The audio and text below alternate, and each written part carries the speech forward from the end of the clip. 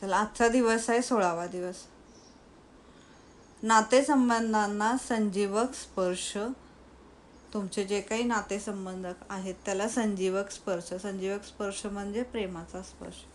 आज तुम्ही शिकणार आहात जुन्या प्रेमापासून मुक्ती, तुटलेले नातेसंबंध संजीवक स्पर्शाने सुधारणं आणि नवीन व्यक्तींकडून प्रेम मिळवणं. जुन्या प्रेमापासून मुक्ती म्हणजे काय? जे काही जुनं होतं त्या गोष्टीपासून जर तुम्हाला त्रास होत असेल तर ती गोष्ट सोडून देणं आणि नवीन जे मिळणार आहे तेच कसं चांगलंच मिळणार आहे आपल्याला या गोष्टीकडे लक्ष देणं.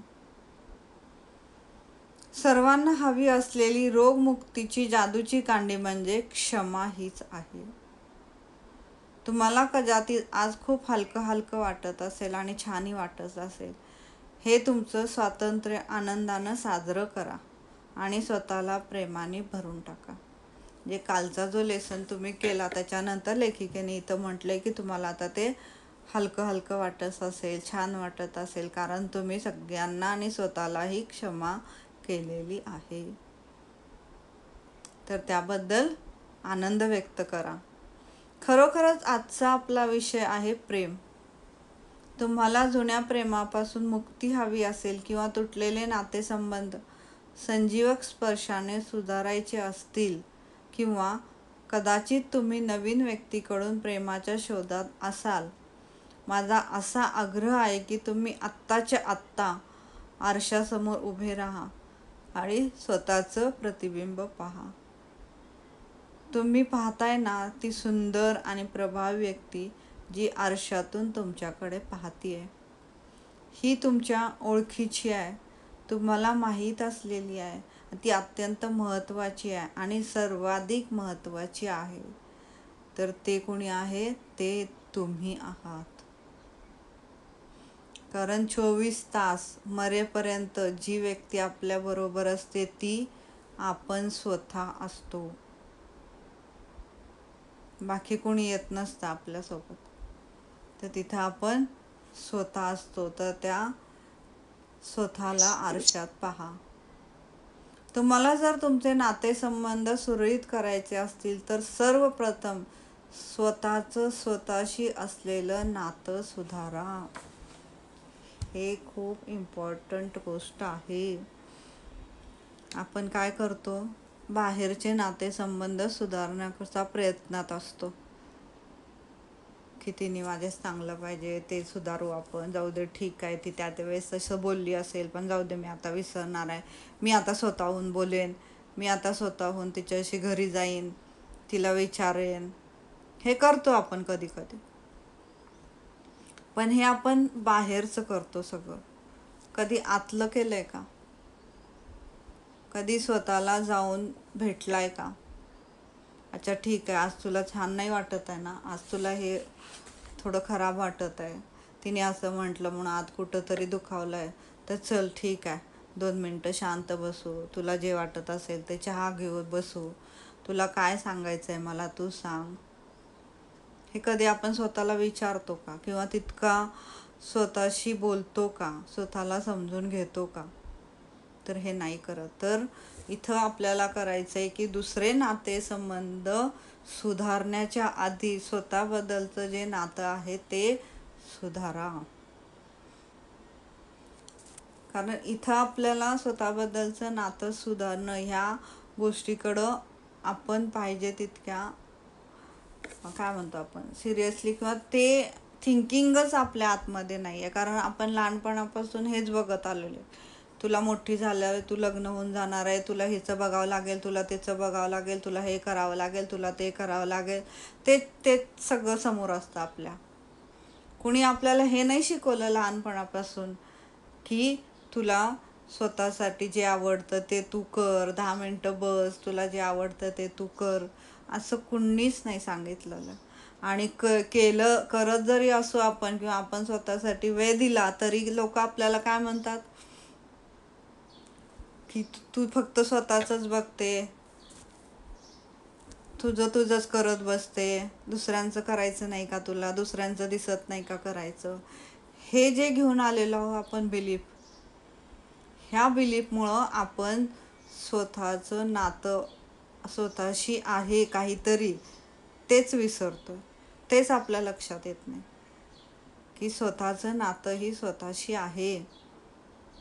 आपण बाकीचे नातेसंबंध चांगले करायला जातोय, पण स्वतःचं स्वतःशी असलेलं नातेसंबंध छान आहे का, तो आज आपण पाहायचा आहे. तर आधी स्वतःचं स्वतःशी असलेलं नातं सुधारा. जर तुम्हाला स्वतःशी संबंध स्थापित करता येत नसतील तर इतर कोणी कसं काय तुमच्याशी संबंध जोडेल. जर तुमचं स्वतःशी नातं चांगलं नसेल म्हणजे काय, तुम्ही स्वतःला समजून घेत नसाल तर तुमच्या आत म्हणजे जे काही राग आहे, जे काही चीड आहे, ती आपोआप तुम्ही बाहेर काढणार, प्रत्येक गोष्टीवरती काढणार ते. मग तसं होत गेलं तर बाहेरचे नातेसंबंध कुठं तुमचे छान राहतील. मग ते आतलं त्यांच्यावर पण येणारच ते. त्यामुळे स्वतःचं नातं जर स्वतःशी चांगलं असेल तर आपोआपच बाहेरची नाती चांगली होतात. जेव्हा तुम्ही स्वतःबरोबर खुश, समाधानी, आनंदी असता तेव्हा तुमचं इतर सर्व नातेसंबंध आपोआपच सुधारतात. पण हा कन्सेप्टच आपल्याला माहीत नाही आहे किंवा इथं कोणी घातलेलाच नाही आहे आणि त्याबद्दल आपण विचारही करत नाही कधी. सुखी व्यक्ती ही नेहमीच इतरांना आपोआप आकर्षित करते, प्रभावित करते, कारण ती इतरांना आकर्षित वाटते. तुम्ही जर आयुष्यात अधिक प्रेमाचा शोध घेत असाल तर तुम्ही स्वतःवर खूप प्रेम करण्याची गरज आहे. जर तुम्हाला असं वाटत असेल की माझे सगळे नातेसंबंध छान पाहिजेत आणि सगळ्यांनी मला प्रेम द्यावं, सगळ्यांनी मला विचारपूस, असं जर वाटत असेल तर तुमच्या आतलं जे नातं आहे ते तुम्ही त्या पद्धतीने केलं पाहिजे. कारण आपल्याला छान व्यक्ती आहे, सारखं तेच निगेटिव्ह बोलणारी, रडणारी, तेच करणारी आवडते का आपल्याला. आपण 1-2 वेळेस हे करतो, तिसऱ्यांदा नाही बोलायला जात त्याच्याशी. जाऊ दे, ही सारखंच निगेटिव्ह बोलते, ही सारखंच असंच बोलते, मला तसंच बोलते असं म्हणतो आपण आणि नाही त्याच्याशी बोलायला जात. मग म्हणजे अशी व्यक्ती कोणालाच आवडत नसते. मग आपण जर तसे असू तर आपण कसं आवडणार मग स्वतःला. जर स्वतःला आवडायचं असेल तर ते जे काही आतमधलं आहे ते काढून टाकावं लागेल, ती जी काही निगेटिव्हिटी आहे ती काढून टाकावी लागेल आणि त्या ठिकाणी स्वतःला समजावं लागेल, स्वतःला ॲक्सेप्ट करावं लागेल जसं आहे तसं, तर स्वतःवरती प्रेम येईल. याचा अर्थ, कारण ती इतरांना आकर्षित करते. तुम्ही जर आयुष्यात अधिक प्रेमाचा शोध घेत असाल तर तुम्ही स्वतःवर खूप प्रेम करण्याची गरज आहे. इतकं साधं, सरळ आणि सोपं हे प्रेमाचं गणित आहे. पण हे साधं, सोपं, सरळ आपण इतकं कॉम्प्लिकेटेड केलेलं आहे की आपल्यालाच लक्षात येत नाही की हे का कॉम्प्लिकेटेड होतं आहे. आता तुमच्या लक्षात होईल की का ते कॉम्प्लिकेटेड होतं. कारण ह्याच्या आधी आपल्याला ते माहीतच नव्हतं, आता आपल्याला माहीत होतं आहे. तर त्या दृष्टीने आपण विचार करायचा आहे आता. याचा अर्थ प्रेमाच्या जगात टीका नाही, तक्रार नाही, दोष देणं नाही किंवा किंचाळणंही नाही, एकटं पडणंही नाही. प्रेमाच्या जगात असतं वर्तमान काळातील या क्षणी समाधान भोगणं, ज्यामुळे मला बरं वाटतं त्या विचारांची आणि भावनांची निवड करणं आणि अशा सकारात्मक, प्रेममय भावनांची आणि विचारांची अनुभूती घेणं. हे प्रेमाच्या जगात राहण्याचं म्हणजे राहू शकतो आपण ह्या प्रेमाच्या जगात, जर तुम्ही या पद्धतीने राहिलात तर. प्रत्येकाची प्रेमाची अनुभूती घेण्याची पद्धत वेगवेगळी आहे आणि मार्ग वेगवेगळे असतात. म्हणजे प्रेमाचा अनुभव घेण्याचा एकच मार्ग नाही. कुणाला काय आवडतं, कुणाला काय आवडतं हे वेगवेगळं आहे, ज्याच्या त्याच्याप्रमाणे आहे. काही जणांना स्पर्शातून प्रेमाची अनुभूती मिळते, जवळ घेणं, खुशीत घेणं, थोपटणं, स्वतःला आय लव्ह यू म्हणणं, काहींना आय लव्ह यू म्हणणं, माझं तुझ्यावर प्रेम आहे, मला तू खूप आवडतेस, असं कोणी बोलून व्यक्त करतात. असे शब्दातून प्रेम व्यक्त झालेलं आवडतं. काहींना ते भेटवस्तूमधून व्यक्त केलेलं आवडतं. म्हणजे कोणी फुलं देतं, कोणी खाद्यपदार्थ देतो, कोणी उपयुक्त वस्तू देतं, कोणी अलंकार देतं. ज्या पद्धतीनं आपण इतरांनी दर्शवलेल्या प्रेमाला प्रतिसाद देतो, तीच आपली प्राधान्यक्रमाने प्रेम स्वीकारण्याची आणि अनुभूती घेण्याची आणि व्यक्त करण्याची सर्वात आवडती पद्धत असते. म्हणजे इथं काय म्हणायचं लेखिकेला, की जे दुसऱ्यांना आवडतं, की कुणाला आता तुमच्या घरातील व्यक्तींना कुणाला आवडत असेल की त्यांना तुम्ही प्रेमाने जवळ घ्यावं, आय लव्ह यू म्हणावं, किंवा तू किती छान दिसते, तू किती चांगलं काम केलं असं त्यांना म्हणावं, तसं आवडत असेल तर ते त्यांना द्या, ते त्यांना बोला. जर त्यांना एखादी भेटवस्तू दिल्यानंतर ते आनंदी होत असेल, त्यांना ते प्रेम तुम्ही व्यक्त करावं असं वाटत असेल तर ते व्यक्त करा. तुम्ही ते दिलं तर तुमच्याकडे डबल पटीने ते येणार.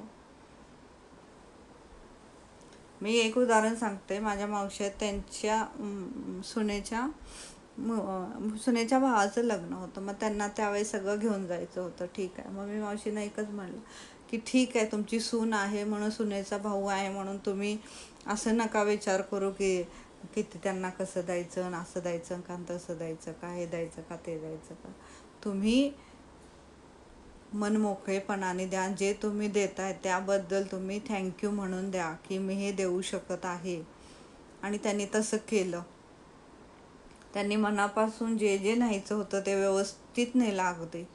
तर लग्नात तिचे आई बाबा खुश झाले, त्याचे काका काकू खुश झाले, त्यांच्या म्हणजे त्यांच्या बहिणी ते होत्या त्या सगळ्या खुश झाल्या. आणि जेव्हा 1-2 महिन्यानंतर त्यांच्या मुलीची जेव्हा डिलिव्हरी झाली तेव्हा ते सगळे त्यांना बघायला आले. तर त्यांनी त्याच्या दुपटीने त्या बाळासाठी सगळं घेऊन आले. कपडे आणले, अंगठी आणली, बाकीचं काही खाण्याचं आणलं, ते आणलं. मग मावशी मला येऊन सांगितलं की मग बघा म्हणे भाभी, आम्ही त्यावेळेस इतकं केलं, पण मला आत्ता एकदम आठवलं की तुम्ही त्यावेळेस म्हटलं होतं ना की जे तुम्ही द्याल त्याच्या दुप्पट तिप्पट तुम्हाला. तसंच झालं म्हणे. त्यांनी तर ते आम्ही जितकं खर्च केला त्याच्या दुप्पट तिप्पट पटीने त्यांनी सगळं आणलं म्हणे. म्हणजे त्यांनी एकदा केलं तिच्या भावासाठी, पण त्यांच्या भावाकडनं, परत तिच्या काकाकडनं आणि तिच्या आत्याकडनं, ह्या तिन्हींकडनं त्यांना आलं. आणि हेच आपल्याला करायचं आहे.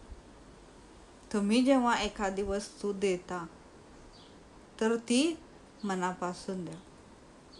त्याच्याबद्दल राग किंवा द्वेष, काहीतरी द्यायचं म्हणून द्यायचं लागतंय मला, कोणी असू दे, काहीही फंक्शन असू दे, कोणतीही गोष्ट असू दे, छोट्यातली छोटी असेल, मोठ्यातली मोठी का असेल, देताना आनंदाने द्या. तुम्हाला कळणार नाही की ते तुम्हाला जेव्हा गरज असते तेव्हा त्यावेळेस तुम्हाला 10 पटीने सुद्धा मिळू शकतो.